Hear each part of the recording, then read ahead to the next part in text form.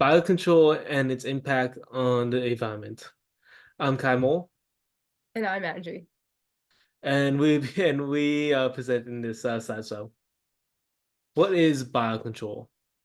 Biocontrol is a change. The biocontrol is used to change the environment in order to increase the amount that is being grown.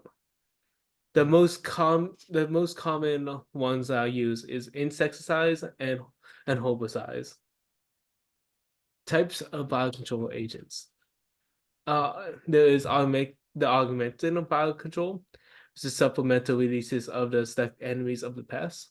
Conversation, uh, bio, bio, biological control, which is modifications of the environment to help resistant natural enemies to pests.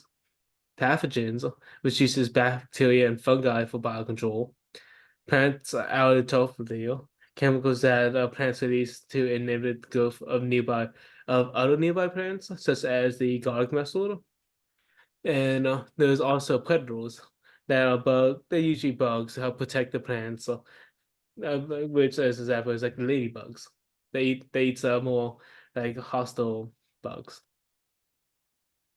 Advantages of biocontrol. Environmental safety. Unlike chemical pesticides, biocontrol agents are often specific to the target pest and don't harm non-target organisms. Reduces chemical uses. Biocontrol reduces reactant on substantive pesticides, which can have harmful effects on ecosystem and as well as the human health. Long-term effectiveness. So once established, biocontrol agents can subtly manage pest population over time. Cost effectiveness. In some cases, biocontrol can be more economical than the chemical alternatives. Reduction in resistance evolution. Uh, Agricultural crops are less likely to develop a resistance to pesticides because less are being used on a constant basis. Impact on the environment. Genetic pollution. This indigenous species can harmonize with the native population, with a chance of altering their genetic makeup. Reduction of biodiversity. Eliminating or reduced population of some species could have impacted to the other species within the ecosystem. Disruption of ecological balance. A new species could become invasive itself and make problems for the native species. Development of resistance.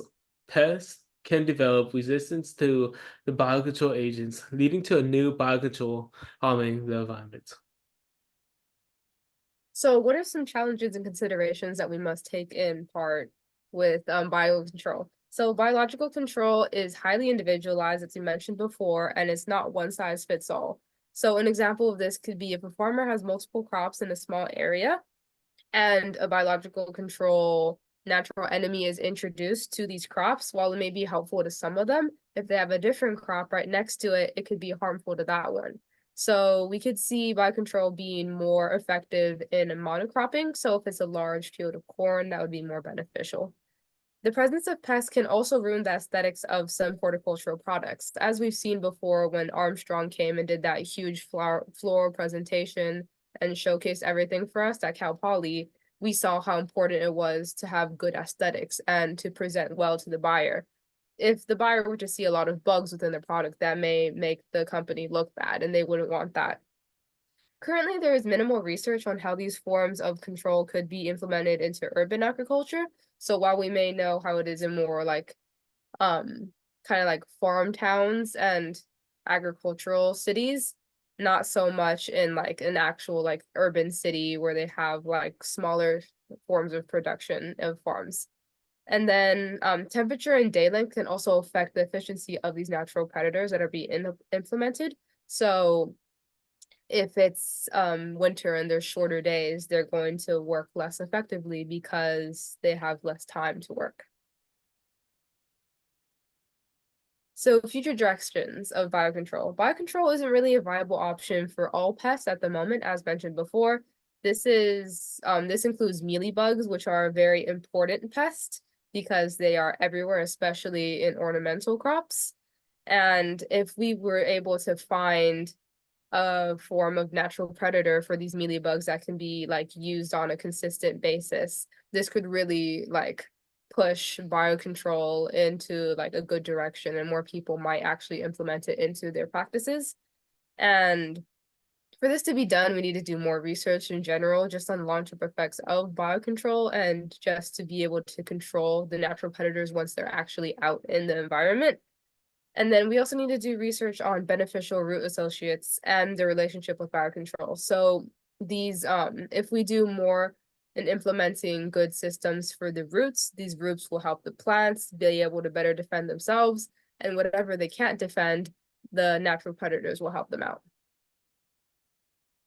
So, in conclusion, biocontrol can be a great way of controlling the population of pests without harsh pesticides or insecticides because that just isn't really great for consumption and it also pollutes natural resources nearby like water, and that just isn't great for the environment.